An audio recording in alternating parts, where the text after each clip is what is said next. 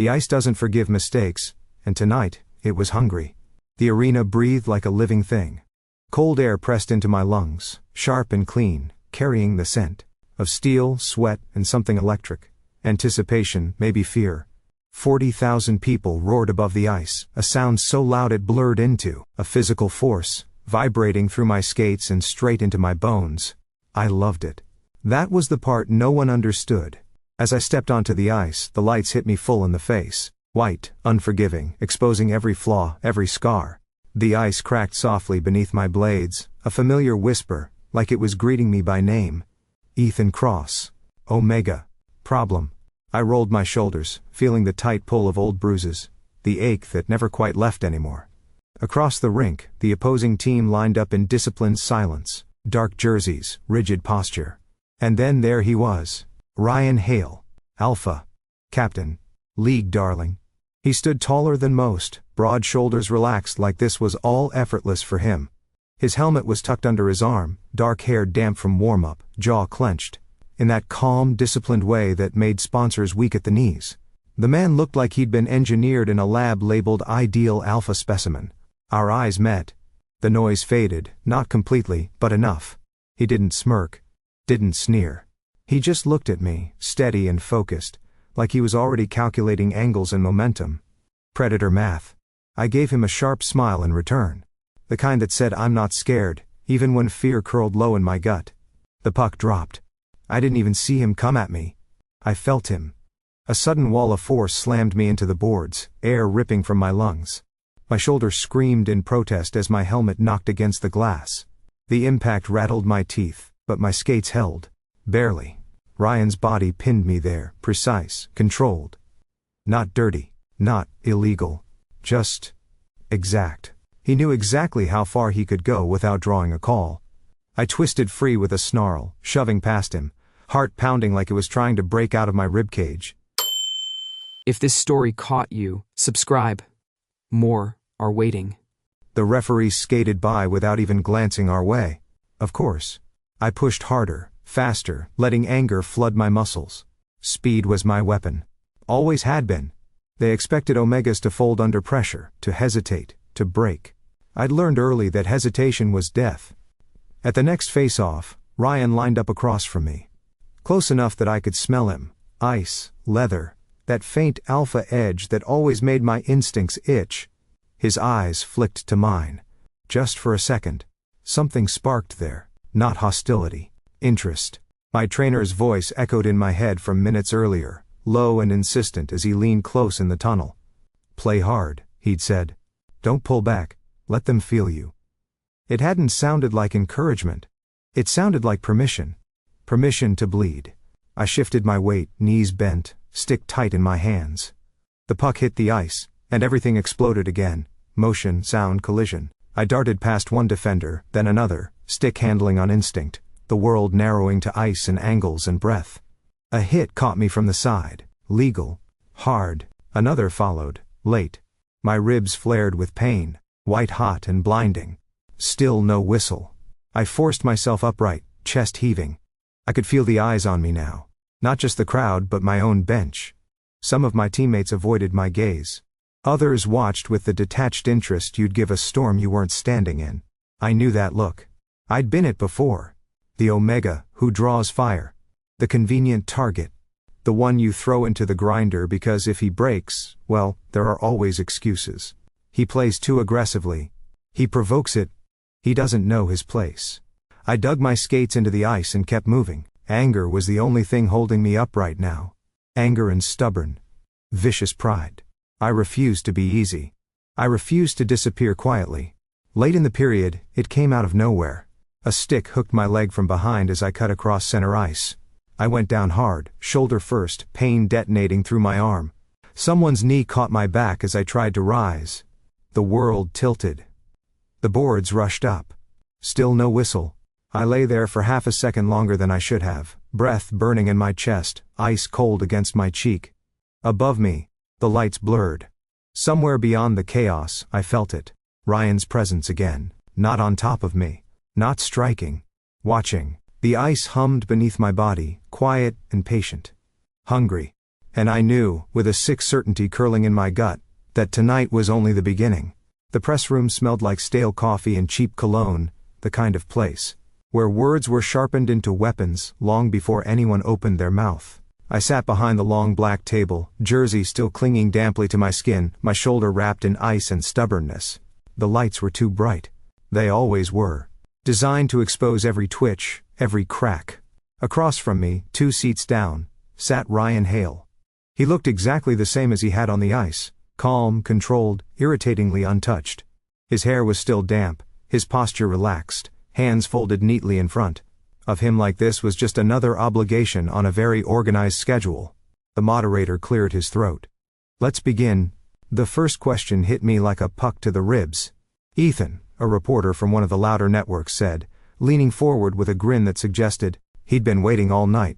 Do you intentionally provoke alpha players to gain an edge? There it was. I smiled sweetly. Is that what we're calling skating fast now? I asked. Provocation? A few snickers rippled through the room. Another voice jumped in. You took a lot of hits tonight. Some would say you invite that kind of attention. I shrugged carefully. My shoulder protested. Some people don't like losing races, I said. I can't help that. The moderator tried to move things along, but they smelled blood. Ryan, someone said, swiveling toward him. You had several clean chances against Cross. Be honest, if you wanted to crush him, you could have. Why didn't you? Every head turned. Ryan didn't answer right away. He looked at me. Not the way the reporters did. Not like I was a headline or a problem or a cautionary tale. He studied me the way you'd study ice before stepping onto it, reading cracks, testing strength. When he finally spoke, his voice was steady, almost quiet. This isn't about crushing anyone, he said. It's hockey. That was it. No bravado, no alpha posturing. Just a flat statement. The room buzzed with disappointment. I scoffed lightly. Thrilling answer, Captain. His gaze flicked back to me. Sharp, but not angry. The moderator wrapped it up after that, clearly sensing the spectacle had peaked. As we stood, chairs scraping against the floor, I felt the familiar tightness creep into my chest, the kind that came when adrenaline faded and reality rushed in. I needed air. I slipped out the side door before anyone could corner me for follow-ups, my skates clacking against concrete as I moved into the quieter service corridor. The noise of the arena dulled here, replaced by the hum of vending machines and distant echoes. I didn't make it 10 steps before a shadow fell across my path. Cross. I stopped, turning slowly. Ryan stood a few feet away, helmet dangling from his fingers, eyes unreadable. I folded my arms. Lost on your way to the victory speech? I'm serious, he said. That alone caught me off guard. I tilted my head. That's new. He ignored the jab. You're not being protected out there. My smile sharpened. You here to offer advice now? You're being sent into bad matchups, late hits, no coverage. His jaw tightened slightly. That's not rivalry. My instincts flared, sharp and hot. Alpha concern was rarely free. So what? I snapped. You warning me? Or threatening me? His brow furrowed. Why would I threaten you? I laughed, short and humorless. Because you can. The silence stretched between us, heavy. I'm not your enemy, he said finally. That did it. I stepped back, heart thudding. Don't pretend you know me, I said. Don't pretend this is anything but a game. His voice softened. Games still have rules. Not for omegas like me, I shot back. He looked like he wanted to say something else, something dangerous.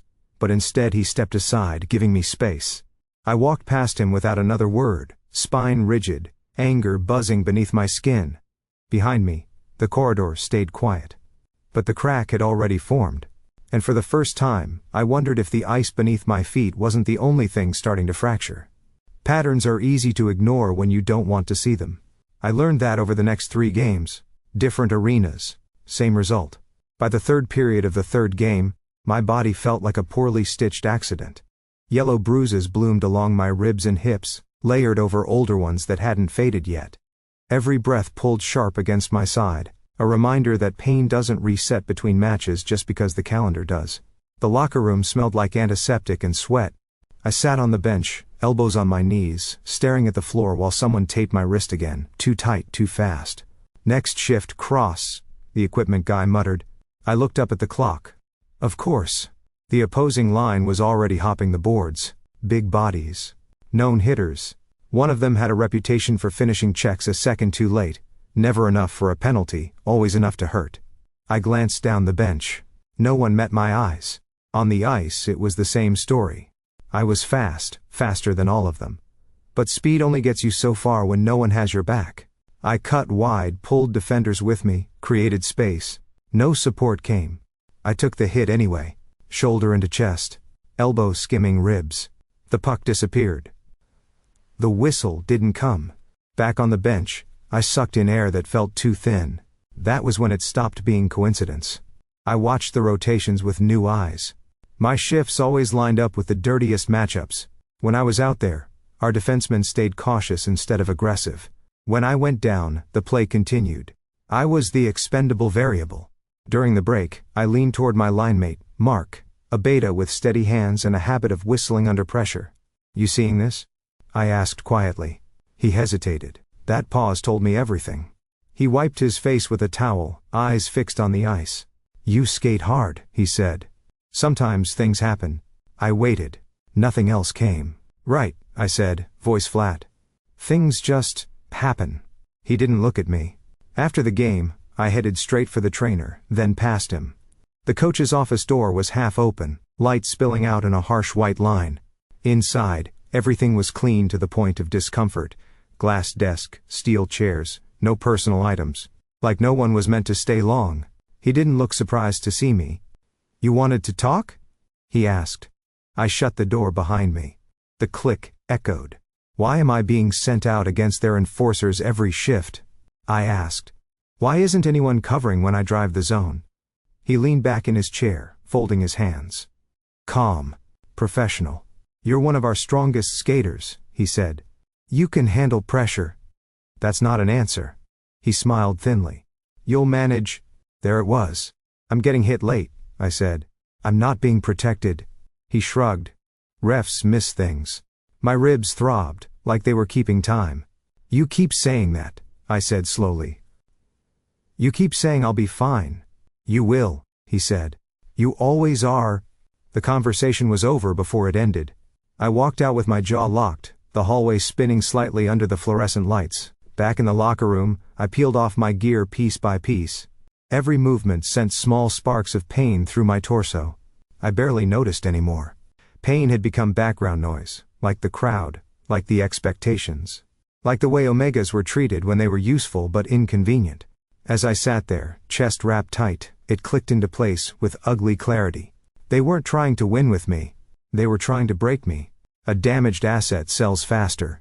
A risky omega with discipline issues and injury concerns could be shipped out without backlash. They'd get value without responsibility. And if I shattered in the process? That would be my fault too. I laughed softly to myself, the sound dry and bitter. I'd spent years fighting to prove I belonged on that ice. Fighting to be more than the role they'd assigned me. Turns out, I'd never been a teammate. I was leverage. I laced my shoes slowly, ribs aching, exhaustion pressing down like a weight I couldn't shake. On the far wall, our team logo stared back at me. Polished, proud, empty. For the first time since I'd earned that jersey, I wondered how much longer I could wear it without losing myself completely. And whether anyone else on the ice had already noticed. Because if they had, they were letting it happen. The rink was never meant to be empty. It felt wrong without the roar, without the weight of thousands of eyes pressing down from the stands.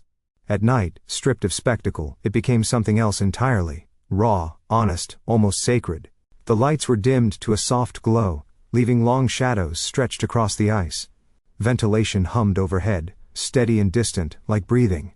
My skates cut the surface with a quiet hiss, the sound echoing too loudly in the vast space. This was the only place my chest didn't feel tight. I circled the rink alone, slow at first, then faster, letting muscle memory take over. Each stride loosened something inside me. Each turn pulled the ache from my ribs into a manageable, familiar burn. I leaned on my stick at center ice, breath fogging in front of my face. "I can't breathe off the ice," I muttered to no one. The words surprised me. Too honest. Too true. A blade scraped behind me. I turned sharply, heart jumping, then stilled. RYAN HALE stood near the boards, helmet off, jacket unzipped, hands tucked. Into his pockets like this was just another quiet moment he'd stumbled in. The dim light softened him, took the edge off the captain, the alpha, the public figure. For a second, neither of us spoke. Couldn't sleep, he said finally. Join the club. I expected him to leave. Instead, he stepped onto the ice with careful ease, movements practiced but restrained, like he was deliberately holding back. You always train this late? He asked. Only when I'm trying not to drown, I said. He studied me. Drowning in... what? I pushed off again, skating a slow arc around him. Everything that's not this. The ice hummed beneath my skates. Alive in a way concrete never was. As I passed close to him, something strange brushed against my awareness. Not scent, not sound. Emotion. It startled me enough that I nearly stumbled. I steadied myself, frowning. I wasn't imagining it. The air around Ryan felt charged, not aggressive, not dominant. Concerned. You're hurt, he said. I barked a laugh. Congratulations. You have eyes. I mean, more than that. I stopped in front of him. What do you want, Hale? He hesitated, then shrugged slightly. To understand. That's new. Rules say I should ignore it, he said. Rival team, not my problem. And yet, I said softly. And yet. The ice beneath us vibrated faintly, like it was amplifying everything we weren't saying. I could feel his frustration, sharp but contained, layered over something heavier. Guilt, maybe. Anger, aimed in the wrong direction.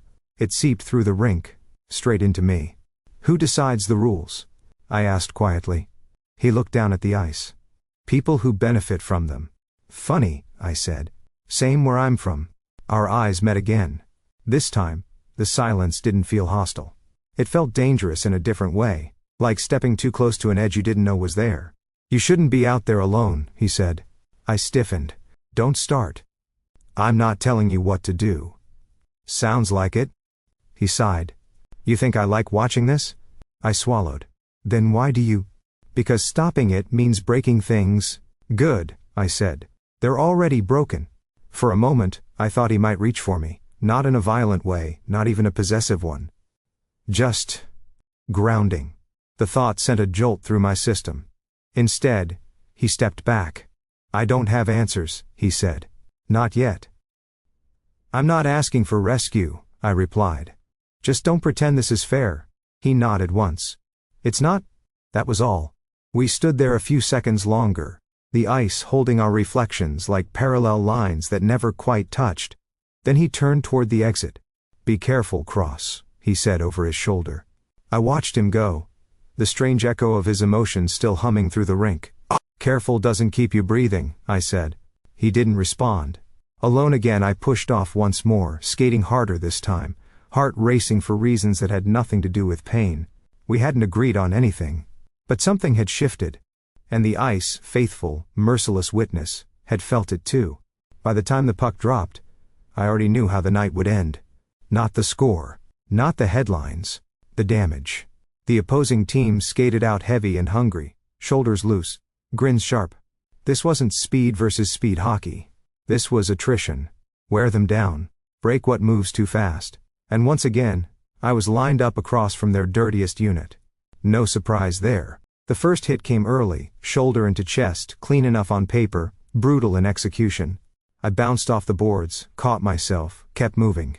The second came when I cut behind the net. Late, a little high. My head snapped back hard enough to make the lights stutter. Still no whistle. I looked toward my bench. No one moved. I skated harder, lungs burning, ribs screaming with every twist. I drew two defenders, slid the puck out to open ice. No one was there. The play died. So did my patience. You gonna help me out there? I shouted as I passed the bench. The coach didn't look at me. Next shift. Same line. Of course. Midway through the second period, it happened. I took possession near the blue line. Saw the gap. Went for it. A stick caught my skates from behind. Not enough to send me down immediately, just enough to slow me. I felt the impact before I saw it. A knee into my lower back, sharp and deliberate. I hit the ice face first. The sound was wrong. Wet. Ugly. For a split second, everything went quiet. Then hands were on me. Gloves grabbing my jersey. Someone drove a fist into my side while I was still trying to get up. Another hit the back of my helmet. No whistle. Something inside me snapped. I shoved back blindly, adrenaline burning pain into white noise. Players crashed into each other, sticks clattered to the ice. The crowd roared, feeding on chaos. That was when a familiar force tore someone off me. Ryan. He moved through the pile like a storm, grabbing one of their players by the collar and slamming him into the boards hard enough to rattle the glass. Clean, controlled, furious. Enough. He barked. The ref finally blew the whistle. Too late. Bodies separated. Penalties were called in a flurry, offsetting minors, roughing, unsportsmanlike conduct. Everyone got punished, which meant no one was. I skated to the bench with blood in my mouth, iron and salt mixing on my tongue. My vision tunneled, the world tilting slightly. As I sat, trainer pressing gauze to my lip, I caught Ryan's eye across the rink. His jaw was clenched tight, eyes dark with something dangerous. Not triumph. Anger. The game limped on after that. Uglier than before. Hits piled up. The refs managed it by ignoring everything. When the final horn sounded, the score barely registered. In the locker room, the silence was thick. I peeled off my gloves with shaking fingers, staring at the red smear they left on the bench. My hands throbbed. My back burned. Every breath hurt. This wasn't rivalry. This was sanctioned damage. Across the room, the coach finally spoke. "You need to control yourself out there, Cross." I laughed. Quiet, broken. Sure. No one defended me. Later, as I stood under the shower, water stinging open skin, it settled in my chest like a cold weight. They weren't even pretending anymore. On the other side of the arena, I saw Ryan again, this time through a cracked doorway as I passed the opposing locker room. Voices carried. "That was reckless," someone snapped. "You don't get involved like that." "He was getting jumped," Ryan said. "Not our problem." A pause. "Then the rules are," Ryan replied, voice low and sharp. Silence followed. I didn't stay to hear the rest. Back in our locker room, I dressed slowly, every movement deliberate. My body felt used, spent, like something that had served its purpose. As I walked out into the cold night air, ribs aching, jaw tight, one truth rang louder than the crowd ever had. This wasn't about winning. It was about who they were willing to sacrifice. And tonight, blood on the boards had made it clear. RYAN HALE had crossed a line. And for the first time, someone else had bled for it too. The game should have ended in regulation. It didn't. By the time overtime began, my vision had narrowed to a tunnel of white ice and red pain. Every muscle in my body screamed in protest as I leaned over my stick at the face-off circle, breath coming shallow and uneven. My ribs felt like cracked glass. My jaw still ached where a glove had caught me earlier. Across from me, Ryan stood perfectly still. Captain. Alpha. Composed. The arena was on its feet, noise crashing down in waves. Overtime did that to people. It stripped everything down to one moment, one mistake, one hero. The puck dropped. I reacted on instinct. Speed was the only thing I had left. I darted forward, slipping past the first defender, then the second. The ice felt sharper under my skates now, almost alive, humming with tension. My lungs burned, but I pushed harder, every stride fueled by something ugly and desperate. I wasn't thinking about points. I was thinking about survival. I saw the opening, just a flash of space between two bodies, and took it. Stick out, puck glued to the blade, heart hammering so loud it drowned out the crowd. Then it happened. A shoulder came in from the side. Too high. Too late. I felt the impact explode through my chest before I heard it. My feet left the ice. Air tore from my lungs in a violent rush, pain detonating through my ribs and spine. The world spun. Lights streaking overhead. I hit the ice hard. For a second, I couldn't breathe. My helmet scraped against the surface as I rolled onto my side, cheek pressed to the frozen ice. Cold seeped into my skin, numbing and brutal. My body refused to respond, limbs heavy and useless. This was it, a small, traitorous voice whispered. This was how they ended me. Somewhere above the ringing in my ears I sensed movement. Shadows skating past. The puck sliding free. Ryan saw it. I knew he did. Even through the haze, I felt his presence like a weight in the air, focused, calculating. He had the puck now. Open ice ahead. A clean line to the net. He could win it right there. He could do exactly what everyone expected an alpha to do: capitalize. Finish the play. Finish me. The crowd held its breath. I tried to push myself up. Failed. Pain flared bright and blinding, forcing a groan from my throat. My fingers dug uselessly into the ice, leaving faint scratches that vanished almost immediately. I stared at the boards, vision swimming. Footsteps approached. Not fast. Not aggressive. Ryan stopped a few feet away. I turned my head just enough to see him, standing over me, stick loose in his hands. His face was tight, eyes dark, not with hunger, not with triumph, with fury. At them. At the situation, at the choice being shoved into his hands. Time stretched. I felt it then. The same strange pull I'd felt on the empty rink. Not dominance. Not instinct. Resolve. The ice seemed to hum beneath us, amplifying everything unspoken. His anger. My fear. The quiet, terrible understanding of what this moment meant. Ryan looked past me, at the net, at the ref, at the expectant crowd. Then he did something no one anticipated. He stopped. He lifted his stick, stepped back, and raised his hand. "Ice!" he shouted. "He's down." The whistle blew. Sharp. Final. The sound cut through the arena like a blade. For a heartbeat, no one reacted. The crowd froze, confusion rippling through the stands. Then the noise came crashing back. Boos, shouts, disbelief. The referee skated in fast. Trainers spilled onto the ice. Ryan didn't move. He stayed right there, between me and the rest of the world, like a barrier. Hands touched my shoulders, careful and urgent. Someone asked me questions I couldn't quite process. My chest hitched as air finally forced its way back into my lungs, each breath a shallow, painful victory. As they lifted me onto the stretcher, my gaze found Ryan's again. The scoreboard glowed uselessly above us. The game unfinished. His team furious. The crowd in uproar. He'd sacrificed the win. For me, as they wheeled me off the ice, the noise faded into a dull roar, replaced by one clear, undeniable truth pounding in my chest louder than any pain. Ryan Hale had broken the code, and nothing would ever be the same again. The medbay was too quiet. Machines hummed softly, lights dimmed to a clinical calm that felt wrong after the chaos of the ice. My gear lay in a heap near the door, blood-stained and abandoned like evidence no one wanted to look at too closely. An ice pack pressed against my ribs, the cold biting deep enough to dull the worst of the pain. My phone buzzed relentlessly on the small metal table beside the bed.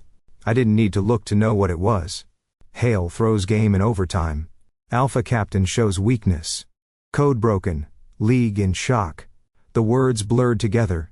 Across the room, the door slammed open.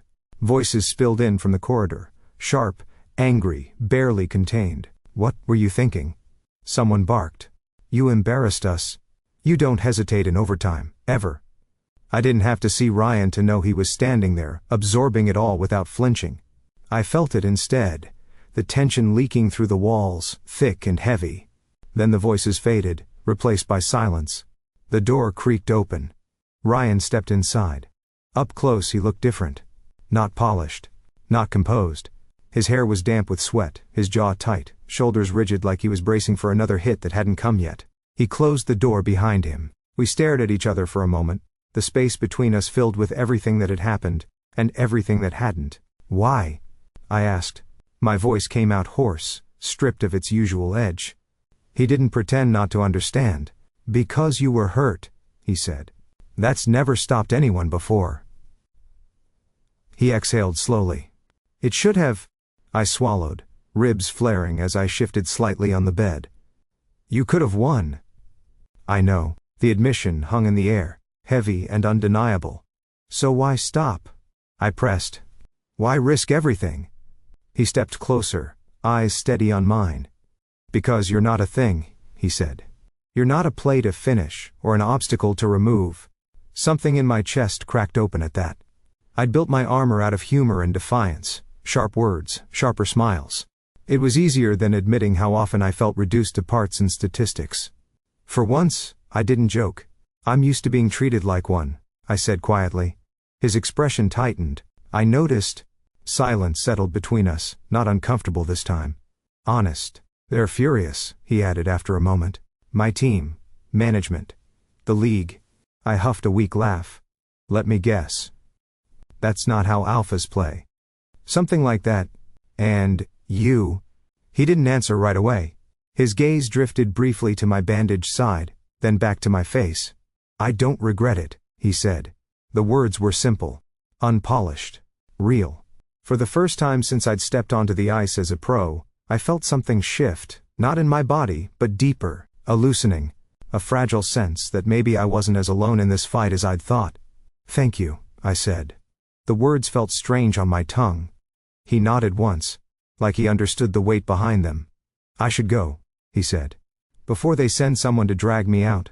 Ryan, I called softly. He paused at the door. If you hadn't stopped, I said, choosing each word carefully, they would have called it rivalry. Bad luck. Another Omega who couldn't keep up. He met my gaze again, something fierce and protective flickering there. I won't let that be your story, he said. The door closed behind him, leaving the medbay quiet once more. My phone buzzed again. This time, I turned it face down. For the first time, the noise outside didn't matter. An alpha had broken the code. And in the fracture it left behind, trust had finally found a way in.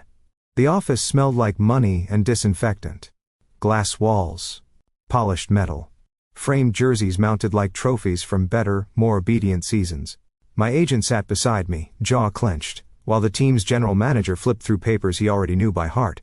This isn't personal, the GM said, folding his hands. But you've become complicated. I smiled thinly. My ribs still ached every time I breathed too deep. Funny, I said. I thought that was what you paid me for. He didn't return the smile. You attract penalties, controversy, risk. Because I get hit? I asked. Because you don't avoid it. There it was. The neat little bow they tied around the knife. We're willing to facilitate a trade, he continued. But your value has shifted. I leaned forward, palms flat on the table. Then don't trade me. The room went still.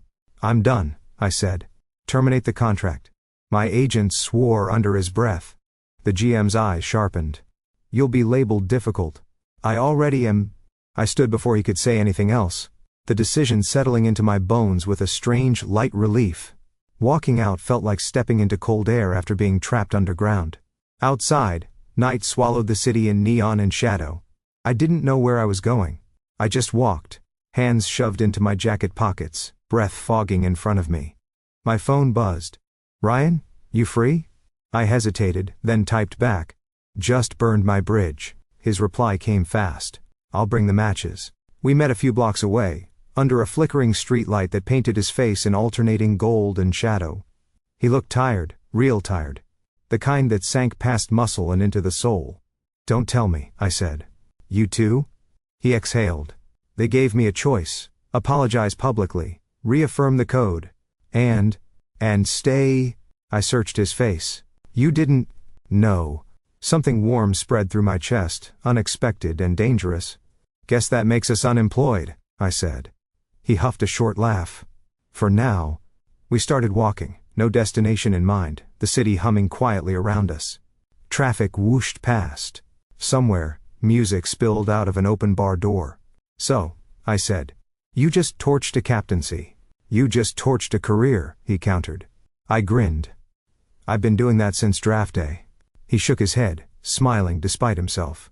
You're impossible. And yet, I said, glancing sideways at him, here you are. The silence that followed wasn't awkward. It felt earned. Comfortable in a way that scared me more than any hit ever had. You okay? He asked quietly. I considered lying, then didn't. I'm tired, I admitted. Of fighting the same fight. He nodded. Me too. We stopped at the edge of the river, city lights trembling across the dark water. For a moment, neither of us spoke. I don't know what happens next, I said. He turned toward me, close enough that I could feel his warmth cut through the night chill. I do. I raised an eyebrow. Confident. A team that plays clean, he said. Management that doesn't sell people like inventory. And us? His gaze held mine, steady and unflinching. Only if you want. There it was. Not a claim. Not an instinctive pull dressed up as destiny. A choice. I felt my pulse kick up, nerves buzzing under my skin. This is a bad idea, I said. Probably. I smiled, slow and real. I'm in. He didn't touch me. Not yet. The space between us felt charged enough on its own. Above us, the city kept moving, unaware that 2 contracts had burned to ash. For the first time, I didn't feel like collateral damage. I felt free. And for the first time, that freedom included him. The jersey felt wrong in my hands. Not bad. Just unfamiliar. New colors. New logo. No history clinging to the fabric yet. It smelled like fresh dye and possibility instead of sweat and expectation. I ran my fingers over the stitching, half waiting for the old weight to settle on my shoulders. It didn't. Try it on, the equipment manager said, cheerful in the way only people untouched by league politics could be. I did. The mirror in the locker room reflected someone I almost didn't recognize. Same face. Same scars. But my posture was different. Less braced for impact, more balanced. Like I wasn't constantly waiting to be hit from behind. Across the room, Ryan was lacing his skates. Same jersey. That part hit harder than I expected. Looks good on you, he said, glancing up. I smirked. Careful. Compliments might become a habit. He smiled back, easy and unguarded. Don't push it. The ice at the new training facility was quieter than the big arenas, but no less sharp. Clean boards. Fresh lines. Coaches who actually watched us warm up instead of their tablets. As we took our first laps, something clicked. I cut wide. Ryan adjusted without being told. I drove the zone. He covered the space I left behind. When I pulled defenders toward me, he was already there, ready. No shouting. No signals. Just awareness. You 2 played together before? One of the assistants asked, squinting. Nope, I said, breathless. First day. Ryan shot me a look that said don't lie, then shrugged. Some things just make sense. The scrimmage intensified. Bodies colliding. Skates carving deep into the ice. I braced for the familiar feeling, the sudden, sickening absence of backup. It never came. Every time I pushed forward, someone was there. Every time I took a hit, another jersey stepped in without hesitation. I laughed out loud once, the sound ripping free before I could stop it. Ryan heard it. His mouth curved in response, eyes bright. By the end of practice, my lungs burned in a good way. The kind that meant work, not damage. Sweat soaked my jersey. My ribs still ached, but the ache felt respected. In the locker room, I dropped onto the bench, head tipped back. I could get used to this, I said. Ryan sat beside me, shoulders brushing. To being supported? To not being bait? He nodded. That too. I watched the team around us. Different dynamics, different energy. No one looked at me like I was disposable. No one avoided my gaze. For the first time in years, I wasn't playing to prove I deserved the ice. I was playing because I wanted to. The realization settled quietly in my chest, steady and sure. I'm not fighting the system anymore, I thought. I'm choosing where I stand.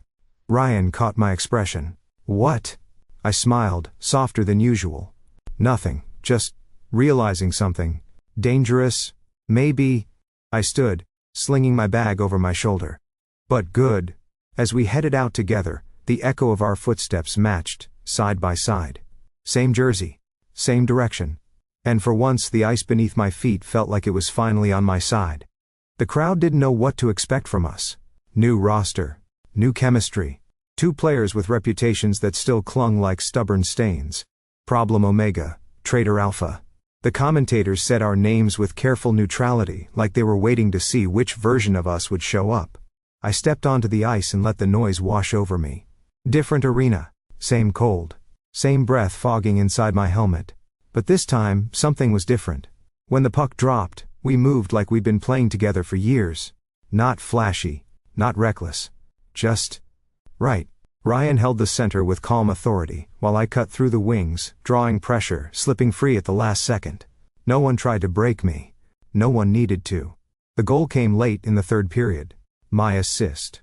His finish. Clean, decisive, undeniable. The red light flared. The horn roared.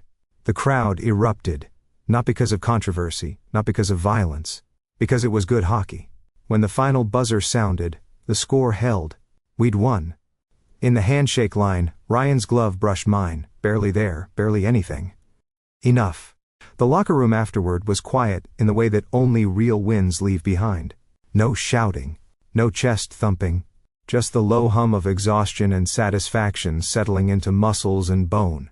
I sat on the bench, elbows on my knees, breathing slowly. Sweat cooled on my skin. My ribs ached, but they always would. Some things don't disappear. They just stop owning you. Ryan stood across the room, peeling off his jersey. He caught my eye, tilted his head slightly toward the far corner. I followed. Up close, without pads and noise and expectations. He looked human again. Tired. Real. Good game, I said. He smiled faintly. You say that like it surprised you. Maybe it did. We leaned against the lockers, shoulder to shoulder but not touching. The space between us felt deliberate. Chosen. This doesn't fix everything, he said quietly. I know. The league will still talk. Teams will still judge. I know, I repeated. Then added, but I'm not running anymore. He turned to face me fully. Me neither. For a moment, I thought about everything we weren't saying. The risks. The imbalance the world still loved to point out. The fact that stories like ours rarely ended cleanly. I'm not asking for forever, I said. His eyes searched mine, steady and serious. Good. A breath I hadn't realized I was holding slipped free. I'm asking for now, I continued. For honesty. For choosing each other when it matters. Ryan nodded once. I can do now. That was it. No dramatic pull. No sweeping promises. Just two people standing in the aftermath of something earned.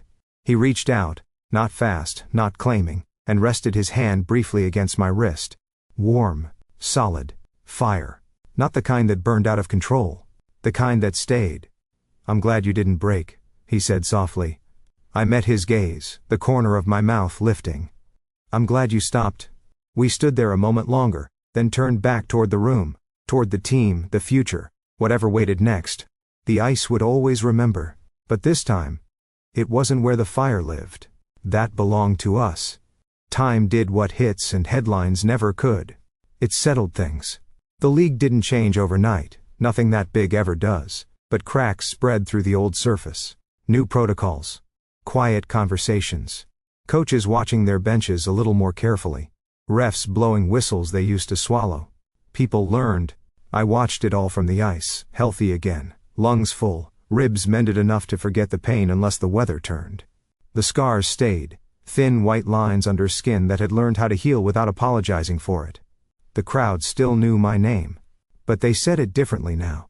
Not as a warning, not as bait. As a player. After practice, I sat alone at center ice, helmet resting beside me. The arena was empty, except for the hum of the lights and the familiar scent of cold steel. My reflection stared back at me from the ice, distorted but steady. Ryan skated up beside me, easy and unhurried. You're going to freeze, he said. I smiled. You say that every time. And every time, you ignore me. Because this place still makes sense. He nodded, understanding without needing it explained.